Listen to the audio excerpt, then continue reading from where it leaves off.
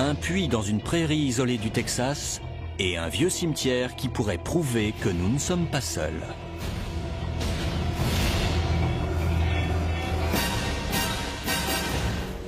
En 1897, un appareil se serait écrasé au Texas, 6 ans avant l'invention de l'avion. Quelqu'un ou quelque chose est retrouvé dans les débris. Qui ou quoi est enterré dans une sépulture anonyme? La pierre tombale devrait être par ici. Les décombres de l'accident sont ensevelis dans un puits et demeurent inaccessibles. Il y a un truc qui bouge. Jusqu'à aujourd'hui.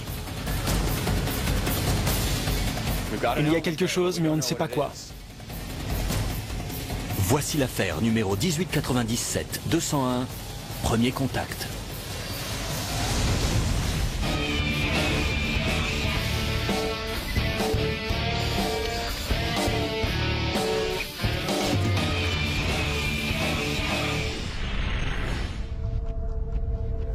Le 19 avril 1897, les habitants d'Aurora, au Texas, observent dans le ciel quelque chose qu'ils n'ont jamais vu auparavant. Une machine volante. À 6 heures du matin, des personnes disent avoir vu un appareil en forme de cigare se déplacer vers le nord, au-dessus du village. Tu sais quoi sur ce dossier? C'est une affaire historique, très connue et mystérieuse. L'une des plus étranges dans le domaine de l'ufologie, car elle s'est déroulée avant que cette discipline n'existe. Personne ne sait ce qui s'est vraiment passé. Selon les témoignages, l'appareil semble en difficulté. Il s'écrase sur une éolienne, en haut d'une falaise. La collision et l'explosion qui en résulte fait pleuvoir des débris enflammés sur plus d'1 hectare. Sur le site, des badauds découvrent des fragments qui ressemblent à un alliage d'aluminium et d'argent et font une découverte macabre dans les restes de l'engin. Un corps de petite taille qui n'est pas de ce monde. Un militaire local affirme que le pilote décédé est un martien. Le journaliste S.E. Haydon rapporte cette histoire dans le quotidien Dallas Morning News. Son article mentionne que les villageois ont l'intention d'enterrer ce soi-disant extraterrestre dans le cimetière local. Un extraterrestre aurait été inhumé en 1897. Beaucoup de gens disent qu'il y a une tombe, mais beaucoup assurent également le contraire. Il y a une certaine confusion, un certain désaccord.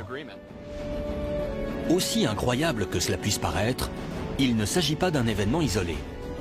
Partout aux États-Unis, les journaux publient des histoires similaires d'étranges appareils aperçus à travers tout le pays.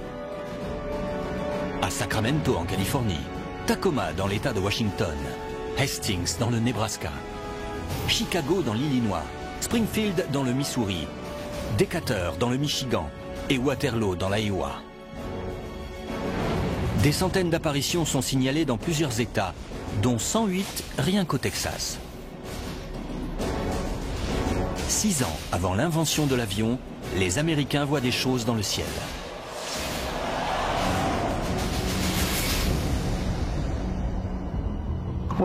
Cette affaire est vieille de 100 ans. Elle va être difficile à résoudre. Je me demande ce qui fait obstacle. Le voilà l'obstacle, juste là. Chaque enquête s'est arrêtée ici, à cet endroit précis. Apparemment, les débris de l'accident auraient été évacués du terrain et une petite quantité jetée dans ce puits.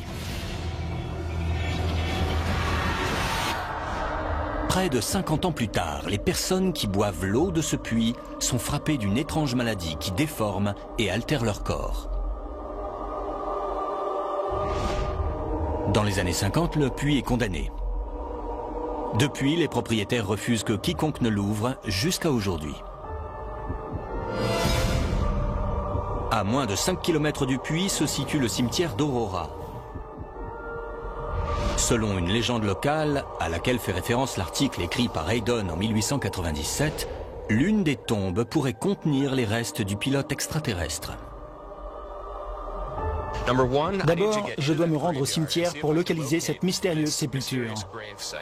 Ensuite, il faut que je relève des preuves à l'intérieur du puits et que j'analyse les échantillons de terre et d'eau pour voir s'il y a quelque chose d'inhabituel.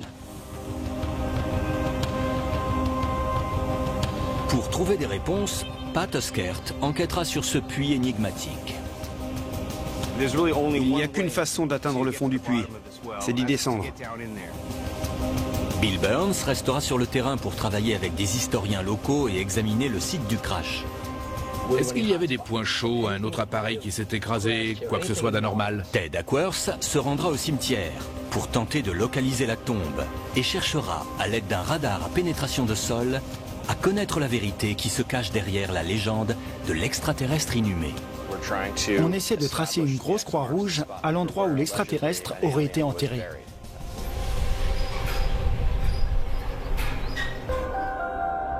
Avant de déceler le puits, Pat rencontre le propriétaire actuel, Tim Oates. De nombreux chercheurs ufologues ont voulu authentifier le crash d'Aurora. Mais la famille Oates était réticente à endommager le puits. Les chasseurs d'ovnis seront les premiers à y entrer. Vous avez un gros morceau de l'histoire de l'ufologie dans votre jardin. Ouais, Quand est-ce que le puits a été condamné? c'est inscrit 1957, l'année où il a été scellé.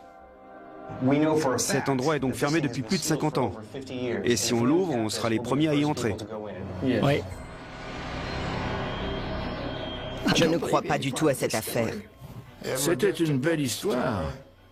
Un peu comme la petite maison dans la prairie.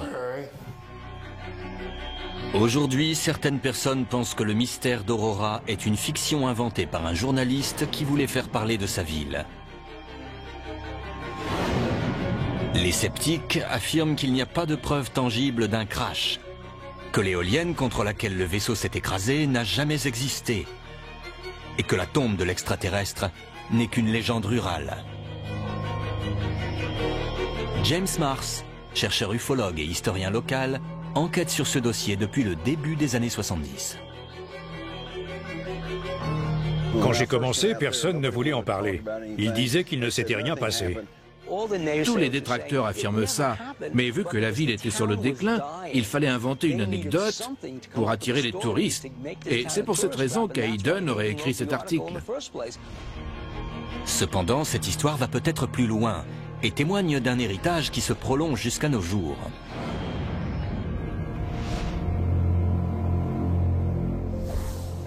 Le 25 mai 1995, un avion de ligne croise le chemin d'un objet similaire en forme de cigare et bardé de lumière, survolant le nord du Texas. Voici le véritable enregistrement de la tour de contrôle concernant le vol 554 de cette nuit-là. Un gars à 39 000 dit qu'il a vu quelque chose à 30 000. Un truc très long avec un stroboscope. Ça craint. Comment ça? Je ne sais pas, c'est un ovni, encore ces âneries de Roswell. Nous sommes le 13 mai 1981. 7 témoins déclarent avoir aperçu un vaisseau en forme de cigare avec des hublots au-dessus du nord du Texas. L'un d'entre eux affirme que l'engin émet des lumières vertes et jaunes par intermittence. Un autre a pris le temps de dessiner ce qu'il aurait vu. Et bien entendu, le 7 avril 1897 avait eu lieu l'incident d'Aurora. On veut remettre le récit du crash de l'appareil à Aurora en 1897 dans le contexte de l'activité aérienne historique dans cette région à la fin du 19e. La première machine volante de grande taille est attribuée à Henri Guizard, ingénieur français qui a construit, en 1852, un modèle à vapeur en forme de cigare long de 44 mètres. Est-ce que les aéronefs ressemblaient à des soucoupes volantes? Ils avaient des ailes, c'était des cylindres volants. Mais il aurait été impossible de voyager d'un bout à l'autre de l'État avec l'un de ces engins primitifs à vapeur. Les Américains auraient-ils aperçu un prototype avancé ou s'agissait-il d'une invention d'un autre monde? Un autre élément clé de l'histoire d'Aurora est la légende de l'extraterrestre qui aurait été enterré dans le cimetière local. En 1973, c'était évident qu'il y avait une sorte de sépulture ici. À l'époque, la pierre tombale existait encore. Elle était très spéciale. Vous l'avez vue de vos yeux? Oui, elle était en grès, de cette taille à peu près. Il y avait un V gravé dessus avec de petits cercles. Selon moi, un des côtés a été cassé net. Je pense qu'il y avait une autre portion, et que si on extrapole d'une extrémité à l'autre, on obtient une soucoupe avec de petits hublots. Mais elle était vraiment là. Pourquoi est-ce qu'ils ne font pas une exhumation? C'est très courant. On aurait été sûr de ce qui s'est passé. Plusieurs événements se sont produits. Ils ne voulaient pas qu'on ouvre des tombes. Ils ont engagé un policier pour garder les lieux. Plusieurs semaines se sont écoulées. L'excitation est retombée. Le soir où ils ont arrêté la surveillance, la petite pierre tombale a disparu et n'a pas été revue depuis.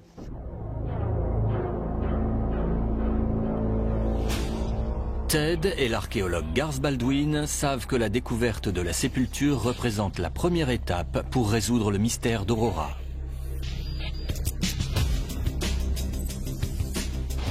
Ces tombes ont toutes l'air récentes.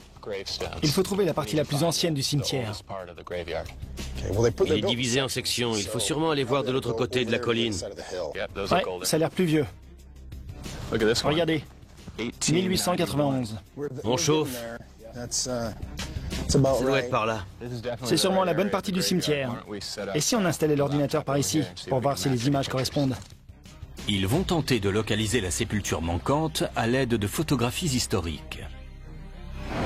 L'une d'entre elles a été prise au début des années 70 et montre la pierre tombale. L'autre est tirée d'un film tourné au début des années 1990 et représente un témoin agenouillé à l'endroit où la stèle s'élevait autrefois. Il y a des repères dans nos photos qui devraient permettre d'établir des points de référence. À partir de là, on peut déduire l'emplacement. Vous pensez que c'est la tombe d'à côté? Je crois que c'est la stèle de Bledsoe. Cette partie du cimetière coïncide avec l'histoire du pilote enterré en 1897.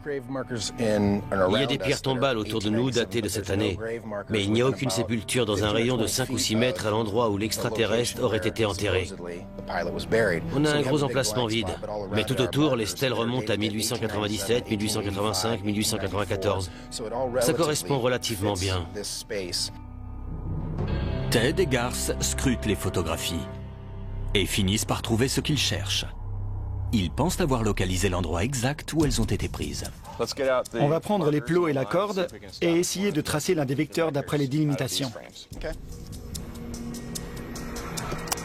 On commence par la plaque, qui est notre premier point de référence. Éloignez-vous et déroulez la ficelle.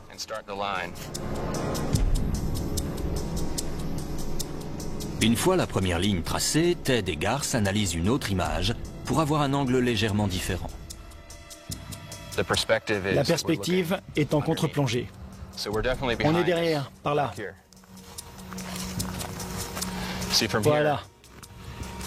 Voilà. Sous cette branche. Ça doit être à peu près ça.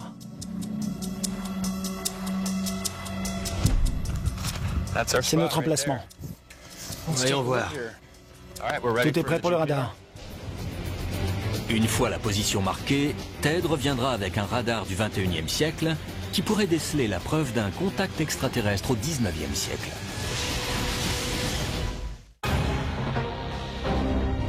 Nous sommes le 17 avril 1897. Les habitants de la petite ville d'Aurora, au Texas, se trouvent impliqués dans l'une des premières apparitions d'OVNI signalées aux États-Unis. Selon le journaliste local, S.E. Hayden, un vaisseau en forme de cigare a heurté une éolienne avant d'exploser, dispersant des débris sur plusieurs hectares. Bill Burns emmène l'archéologue Garth Baldwin sur le site de l'accident. Le propriétaire actuel, Tim Oates, montre aux enquêteurs quelque chose d'étrange déniché par son fils. J'ai apporté du métal fondu que mon fils Dylan a trouvé enterré sous des pierres. Où ça exactement? Juste là. Pourquoi ici? On dit que l'appareil a frappé l'éolienne, s'est écrasé au sol, a glissé et frappé cet arbre qu'on voit au fond. C'est parce que l'un des côtés semble mort, avec des branches nues. Et décoloré. Tim nous a donné quelques morceaux de métal fondu trouvés par son fils Dylan à l'endroit même où, selon ce qu'il a entendu étant enfant, l'objet se serait écrasé. C'est bien du métal fondu. On dirait un peu de l'aluminium. Étonnamment, l'article de S.E. Hayden rapportant le crash de 1897 affirme que le vaisseau était composé d'un métal inconnu, ressemblant à un alliage d'argent et d'aluminium. C'est assez lourd pour de l'aluminium. Normalement, c'est plus léger, surtout pour un morceau si petit et fin. Selon la légende, c'est ici que l'accident a eu lieu. Des artefacts correspondraient à la période écoulée entre le crash et aujourd'hui. Si de tels objets existent, c'est ici qu'ils devraient être. Les détecteurs de métaux devraient nous aider à trouver des restes de l'éolienne ou des activités historiques ayant pris place ici, et peut-être à identifier d'autres choses enfouies. Ah, il y a un truc. Si on sonde le terrain, on pourra identifier plusieurs emplacements, passer le sol au crible et voir ce qu'on trouve. Selon l'article de 1897, l'engin s'est écrasé contre l'éolienne appartenant au juge Procter. D'ailleurs, les archives prouvent qu'un juge nommé J.S. Procter était propriétaire de cette parcelle. On a repéré pas mal de choses. Je pense qu'on a bien quadrillé la zone. On peut commencer à creuser à quelques endroits pour voir. Les documents officiels de l'époque sont avares de détails. Aucune structure ne semble être érigée sur le terrain du juge Procter. L'absence de l'éolienne saute aux yeux. Pour de nombreux sceptiques, la non-existence de cette structure est l'un des éléments clés prouvant que cette histoire est un canular. Un clou carré qui remonte au tournant du siècle dernier, avant les années 1900. Si on trouve des clous des années 1890, ça veut dire que ce qui s'est écrasé en 1897 pourrait toujours être ici. Selon la légende locale, le juge Procter a fini par évacuer les débris de l'accident de son terrain. Aucune archive n'indique où la majorité des restes a été déposée. Tim rejoint Pat pour commencer les recherches. C'est un mystère familial et local à Aurora. Il est temps de découvrir la vérité. Pour aller au fond des choses, il faut creuser. Exact. Dès les premiers coups de pelle, Pat et Tim découvrent un indice. L'un des grands arguments des détracteurs, c'est qu'un appareil n'aurait jamais pu s'écraser contre l'éolienne parce qu'elle n'a jamais existé. J'ai trouvé quelque chose. Moi aussi. Pourquoi on mettrait ça autour d'un puits? C'est la fondation de l'éolienne. Ça aurait pu être relié à une éolienne à une certaine époque? Oui, l'éolienne était au-dessus du puits. Même les éoliennes modernes, comme celle-ci, reposent sur des bases métalliques qui les soutiennent et ancrent la structure au sol. Votre famille possède ce terrain depuis 1935. Cette éolienne vous dit quelque chose? Je ne l'ai jamais vue. Et mes proches n'en ont jamais parlé. Votre famille n'a pas connu d'éolienne? Non, seulement le puits. Ça prouve qu'il y avait une éolienne ici. On a 4 socles assez épais pour tenir les piliers de la structure. Pendant que Pat découvre des indices supplémentaires, Ted espère accélérer l'enquête en examinant l'étrange métal trouvé sur le site. À vue d'œil, c'est un matériau métallique brillant, très amorphe. On dirait qu'il a fondu, puis durci. Sa surface semble très contaminée. Peut-être qu'il est exposé aux éléments depuis très longtemps. Ted apporte le métal à David Dirks pour le soumettre à une analyse au microscope électronique. Voici l'échantillon. Je voudrais l'observer à un très fort grossissement pour découvrir sa composition. Pour Ted, il est crucial d'identifier les éléments individuels constituant l'échantillon. Est-ce du fer, du zinc ou un matériau complètement inconnu? L'instrument va bombarder le morceau de rayon X. Les composants émettront une radiation, leur empreinte individuelle, représentée sous forme de graphique. On a su tout de suite qu'il s'agissait d'aluminium. C'est le pic le plus haut, le premier composant de l'échantillon. Le dossier est clos, c'est de l'aluminium. Les courbes supplémentaires du graphique représentent d'autres traces contenues dans l'échantillon. Cependant, l'analyse révèle quelque chose d'inattendu. C'est quoi ce gros pic? On a découvert un nouvel élément? C'est peut-être des contaminants sur la surface. Si un morceau d'aluminium était chauffé, refroidi et laissé à l'extérieur pendant un siècle, il pourrait être contaminé par le sol. Même si c'était le cas, ça devrait correspondre à un élément donné. On a un pic qu'on n'arrive pas à identifier. On n'est pas certain. Intéressant. Un élément inconnu renforcerait la théorie selon laquelle l'échantillon est d'origine extraterrestre. On a un élément sans savoir ce que c'est. Il faut des analyses supplémentaires. Alors qu'un mystère s'épaissit, un autre est sur le point d'être résolu. Pat a fait appel à un puisatier, Jerry Browning, pour ôter l'abri qui recouvre le vieux puits. Que trouveront-ils en dessous? Si la structure date vraiment de plus d'un siècle, elle s'est peut-être écroulée. Ou Pat donnera-t-il raison aux sceptiques en découvrant un puits creusé après le crash de 1897? Qu'est-ce qu'on fait ensuite? On ne peut pas le soulever avec ces deux engins. On va essayer de faire ça avec les fourches. C'est parti.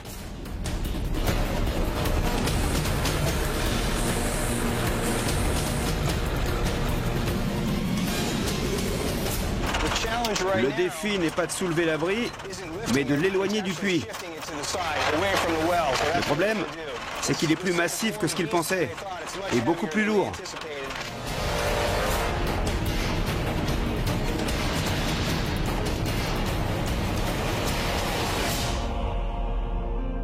Le puits est finalement mis à jour. Il semble être en bon état. Au fond, quelque part dans les ténèbres, pourrait se trouver la réponse à l'un des plus grands mystères de l'histoire de l'ufologie. Quel beau puits! Il est presque trop parfait. Garth, l'un des grands arguments des détracteurs, c'est que le puits n'existait pas, qu'il n'aurait pas été creusé en 1897. Vous en pensez quoi? Pour moi, c'est plausible. La pierre porte des marques de pioche. Il n'a pas été percé par une machine. Les briques sont faites à la main, elles n'ont pas été coupées au fil ou moulées. On dirait qu'elles ont été formées une à une. Le mortier en lui-même semble conforme aux techniques de l'époque.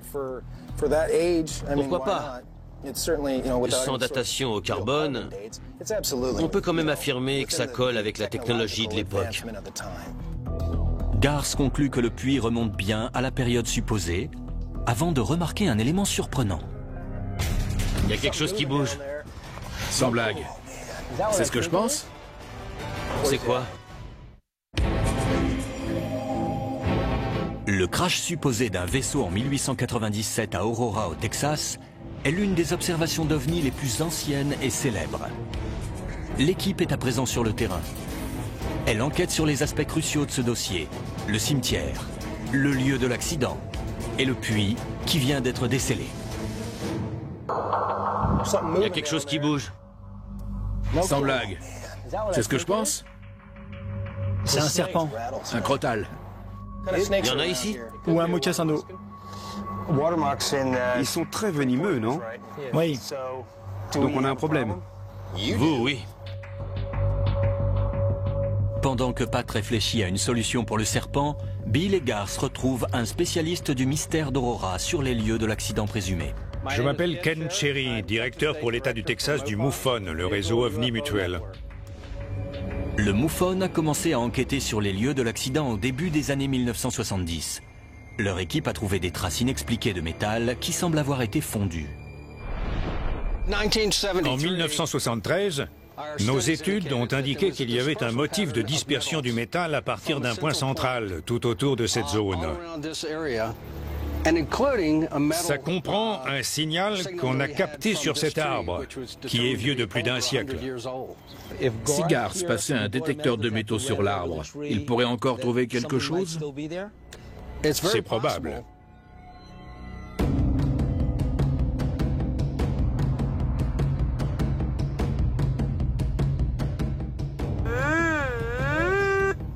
Comme sur le site du crash, on retrouve des traces de métal qui ne devraient pas exister à cet endroit.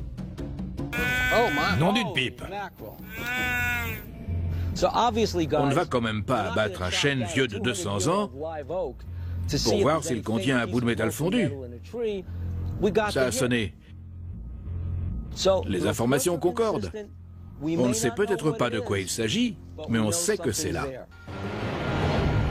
Du métal incrusté dans un arbre. Des fragments métalliques enchâssés dans des pierres. Bill et Garth continuent de trouver des indices probants. Mais ces débris proviennent-ils d'un ovni qui s'est écrasé? La descente de Pat au fond du puits pourrait bien fournir les preuves nécessaires.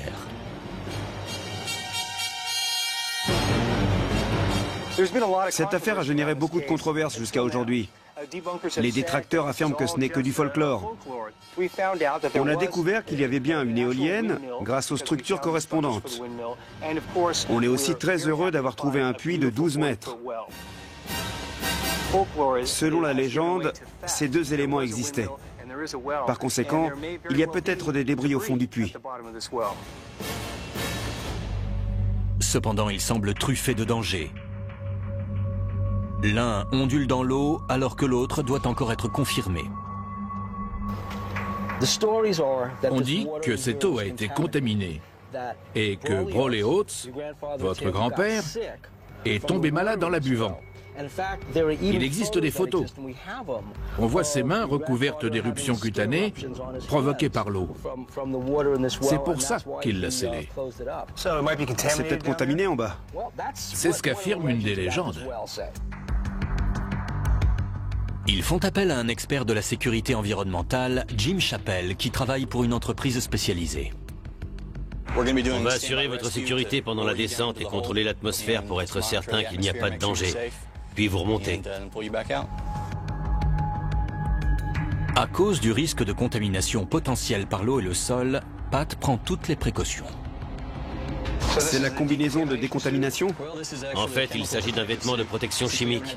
Comme on n'a pas encore testé l'eau, on ne connaît pas les dangers possibles. Il faut que vous la portiez pour vous préserver des risques.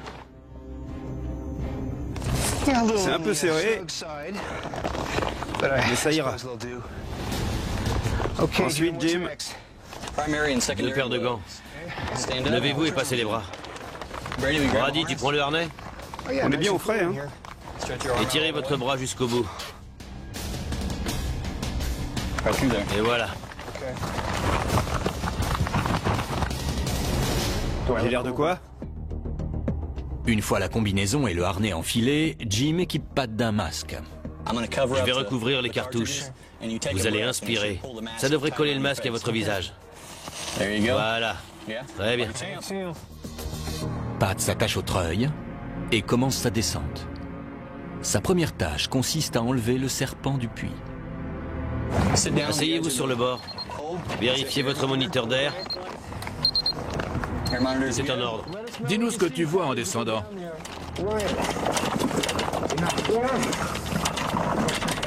C'est une grande première pour moi. Comment ça se passe avec le serpent? 2 secondes. Arrêtez, je le vois.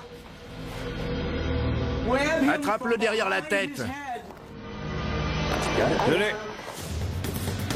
On remonte. On remonte. Ne le lâchez pas. Vous pouvez sortir la jambe? Venez vers moi. Venez vers moi. C'est bon. Vous pouvez vous éloigner. D'accord. Qui est spécialiste des serpents ici? C'est un élaphe. Exactement.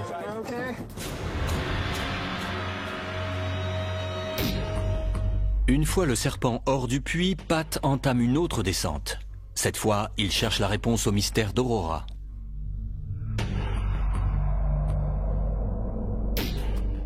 Ted et l'archéologue Garth Baldwin retournent au cimetière avec un nouvel équipement haute technologie. La municipalité n'ayant pas accordé l'autorisation de creuser, Ted a recours à une procédure moins invasive pour voir ce qui se cache sous terre. Stan Wood, spécialiste des radars à pénétration de sol, et son fils Robert viennent l'aider à sonder le terrain. Voici l'endroit exact. Je suggère qu'on ratisse une zone plus large pour voir à quoi ça ressemble en temps normal. Une fois que c'est fait, on peut chercher des anomalies souterraines. Le radar à pénétration de sol envoie des pulsations magnétiques vers la Terre. Si celle-ci rencontre un objet, Elles rebondissent jusqu'à un capteur et créent une image sur l'écran. On est les premiers à utiliser un RPS pour étudier ce qu'il y a sous terre à cet endroit. J'espère qu'on trouvera des particularités intéressantes ou inhabituelles. C'est homogène jusque-là. Il y a quelque chose ici. On voit les changements de densité dus aux tombes, aux cercueils et peut-être même aux squelettes des personnes enterrées. Si on trouve une signature qui semble vraiment inhabituelle par rapport au cercueil ou aux restes humains, on saura qu'il y a quelque chose de bizarre. Les réponses à l'affaire d'Aurora de 1897 se cachent-elles 6 pieds sous terre, dans un cimetière local, ou à 12 mètres de profondeur dans un puits centenaire? J'entends quelque chose au fond. En avril 1897, un étrange vaisseau en forme de cigare aurait explosé au-dessus d'Aurora, au Texas. La première analyse faite par Ted du métal retrouvé sur le site du crash a révélé un élément inconnu. Il apporte l'échantillon à Tom Gray afin que celui-ci le soumette à des tests plus aboutis dans un accélérateur de particules. On va bombarder l'échantillon avec un faisceau de protons. Comme ça, les atomes qu'il contient vont émettre leurs énergies caractéristiques. C'est possible qu'il y ait des éléments jamais observés auparavant? Ça serait passionnant. L'essai devrait permettre d'identifier toutes les traces contenues dans l'échantillon. On peut comparer les résultats du test, les données brutes, à une bibliothèque de plus de 60 000 formulations connues et voir s'ils correspondent. Dans le cas contraire, on a quelque chose d'inédit. Et si ça se recoupe, on saura ce que c'est. La cible est en place. Les protons de l'accélérateur de particules bombardent l'échantillon. L'ordinateur trace des graphiques pour tous les éléments présents dans le métal. Tom, qu'est-ce qu'on voit? Clairement, c'est de l'aluminium. Oui, c'est bien ça. Mais qu'en est-il de l'élément inconnu trouvé lors de l'analyse précédente? L'équipement de spectroscopie est bien plus sophistiqué que la première machine et peut identifier chaque élément de l'échantillon. Il est composé en majorité d'aluminium. Vous voyez quelque chose d'inhabituel? On dirait qu'il contient une grande quantité de fer. Pour Ted et pour Tom, la haute tenue en fer ouvre la voie à un autre mystère qui accrédite l'idée d'un crash d'OVNI. Quand on achète de l'aluminium à des fins manufacturières, c'est toujours un alliage. Ça signifie que l'aluminium est le premier composant, mais qu'il contient aussi de nombreux autres éléments qui le rendent plus malléable. Je passe en revue les alliages modernes à base d'aluminium contenant du fer, mais à chaque fois, c'est en quantité moindre que dans cet échantillon. Cet aluminium pourrait-il provenir d'un vaisseau qui s'est écrasé dans les années 1890? Le traitement de l'aluminium a connu une série d'avancées au milieu des années 1880. Pourtant, à l'époque de l'accident, ce métal était encore rare et cher. Bien qu'on ne puisse pas prouver que notre échantillon date des années 1900, on a la preuve irréfutable qu'il ne correspond à aucun alliage contemporain. C'est ça. De retour au puits, l'équipe tente de prélever des échantillons à 12 mètres sous la surface. Cependant, la météo de ce bel après-midi d'été s'est gâtée. Pat, descendu au fond à l'aide d'un treuil et d'un câble, n'a pas de temps à perdre. On a eu un grand coup de tonnerre et le vent balaye tout sur son passage. Pat va récolter les échantillons, prendre ce qu'il peut et sortir de là, vu que la tempête qui approche risque d'être très violente. Regarde s'il y a du métal. D'accord. Donnez du mou. Il y a des racines là-dedans. Rien de métallique. La tempête complique les recherches. Vous êtes relié à un câble métallique suspendu à un trépied en aluminium. Et il y a des éclairs. En plus, tu es dans l'eau. 2 secondes, je dois me stabiliser. C'est tout vaseux. Remplissez la glacière avec ce qu'il y a au fond. On verra quand vous serez remonté.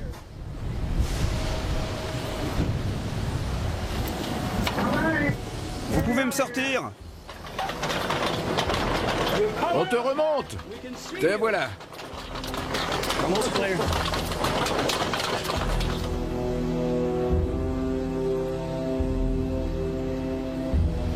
Tu as vu quoi? Il faisait sombre. J'étais dans 15 cm de boue. L'homme arrivait jusque-là. Il n'y a qu'à regarder la combinaison. J'ai vu beaucoup de pierres. Et du métal? Je sais pas. J'ai pris des échantillons de boue et d'eau. Il va falloir les analyser et les passer au tamis pour voir s'ils contiennent des débris. Bravant le danger, Pat a recueilli plusieurs échantillons au fond du puits. J'ai prélevé des échantillons d'eau, de terre et des débris. Maintenant, il faut les confier à Ted et laisser la science parler.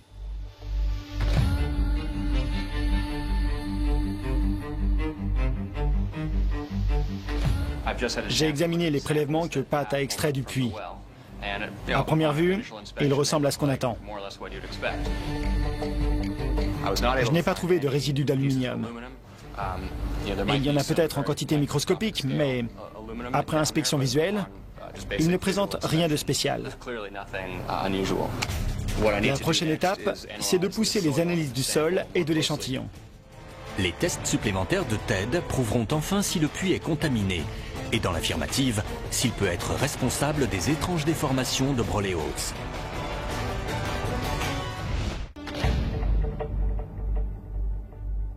Le puits décelé, où auraient été jetés les décombres d'un ovni, a fait l'objet de prélèvements de débris, d'eau et de terre. Cependant, aucun fragment de métal n'est retrouvé dans les résidus. Les échantillons d'eau et de terre renferment peut-être la cause des déformations subies par Brawley Oats. Ted poursuit ses recherches avec des analyses supplémentaires. Brenda Wiles analyse des échantillons d'eau et de terre pour des organismes publics et des industriels. En gros, on a surtout retrouvé des minéraux normalement présents dans les eaux souterraines et le sol. La seule chose inhabituelle, c'est un niveau assez élevé d'aluminium. Vraiment? Oui. C'est intéressant. On raconte qu'une grande quantité d'aluminium aurait été jetée dans le puits. Est-ce que ça correspond à vos conclusions? C'est possible. Soit ça, soit l'aluminium est naturellement présent dans ces proportions parmi les minéraux du site. C'est tout de même étrange qu'on n'arrête pas de trouver cet élément dans le dossier, sous forme fondue autour de la zone où l'appareil aurait eu un accident, ou en forte concentration dans le puits. Quand on assemble les pièces du puzzle, ça pourrait indiquer qu'un appareil composé d'aluminium s'est écrasé à cet endroit. Si le crash a bien eu lieu, pourquoi n'a-t-on retrouvé aucun débris dans le puits? Bill s'adresse à quelqu'un qui pourrait fournir des informations supplémentaires. Pour la première fois, Bill Oates, le fils de Brawley, accepte d'être interviewé. Selon la légende, l'eau contaminée a provoqué des lésions sur les mains de votre père à cause de la présence d'un métal extraterrestre. Je n'ai rien, et pourtant j'ai bu la même eau. Je pense que c'est peut-être dû à l'acide urique ou à la goutte, la polyarthrite rhumatoïde. L'interview de Bill sème le doute sur l'origine extraterrestre du mal de Brawley Oats. Néanmoins, il fait la lumière sur l'absence de métal au fond du puits. Votre père savait que le puits contenait quelque chose d'étrange? Il n'en était pas certain. Il voulait simplement le nettoyer pour qu'on puisse boire de l'eau potable. Ce n'était pas en réaction à des légendes ou à des histoires. Il venait d'emménager dans la propriété, il a voulu décrasser le puits et a appelé des gars en renfort pour l'aider. C'est ça. Vous étiez présent? Oui. Quelle quantité de métal ils ont extrait? Aucune idée.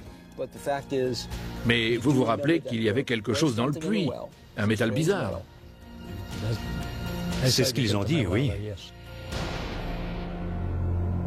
Si l'eau était vraiment potable, pourquoi le puits a-t-il été condamné? Nos tuyaux ont rouillé et on a pensé que le puits était sec, donc on en a creusé un autre. Les conduites en fonte qui étaient dedans ont rouillé? C'est exact, l'eau ne coulait plus. Voilà qui donne tort aux sceptiques. Même si on a démontré que l'eau du puits n'était pas contaminée et que la raison pour laquelle Brawley a scellé le puits tient à des tuyaux rouillés et à un tarissement, on a prouvé qu'à l'achat de la propriété en 1945, il y avait vraiment des objets métalliques au fond du puits. Donc oui, le puits de Brawley Oates contenait du métal, juste sous l'endroit où l'objet qui a heurté l'éolienne a explosé. Avec ces nouvelles informations sur le puits mystérieux, Ted pose la dernière pièce du puzzle d'Aurora, celle de la tombe supposée de l'extraterrestre. À l'aide du radar à pénétration de sol, il peut voir sous la surface. Pour la première fois depuis les années 1890, la vérité sera révélée. Y a-t-il vraiment quelque chose d'enterré sous cette stèle anonyme? On garde un œil sur cette zone. Vous voyez quelque chose?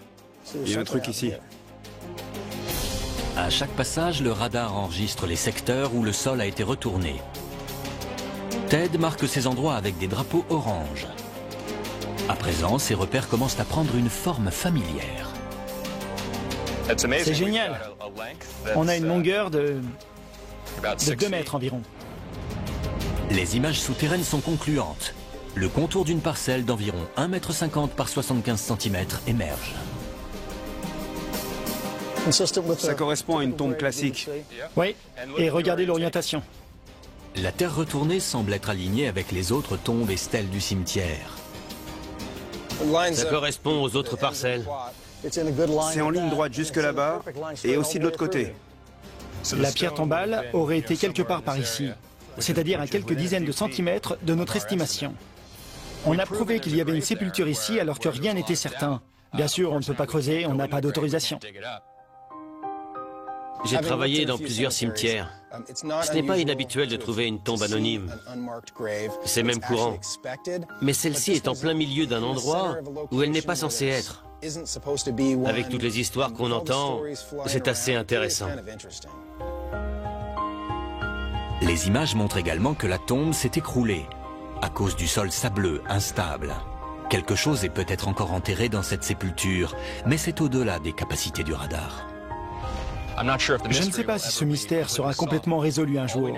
Tout ce qu'on sait, c'est qu'il y a une tombe qui soulève beaucoup de questions. Ça colle avec l'histoire.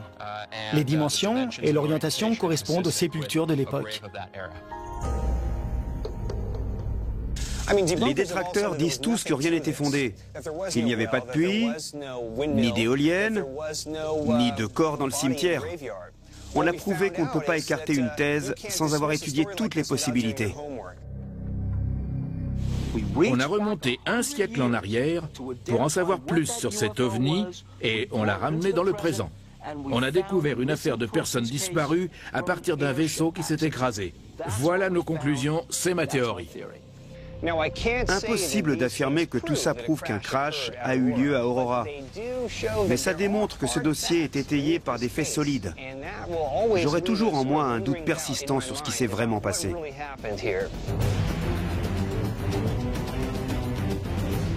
Pour la première fois, de nouvelles preuves ont été découvertes dans une affaire irrésolue, vieille de 110 ans. Là où beaucoup parlaient d'un canular, les chasseurs d'ovnis ont découvert des faits surprenants. Pourtant, le mystère du vaisseau d'Aurora demeure l'un des plus étranges. Un objet volant non identifié aperçu des années avant l'invention de l'avion.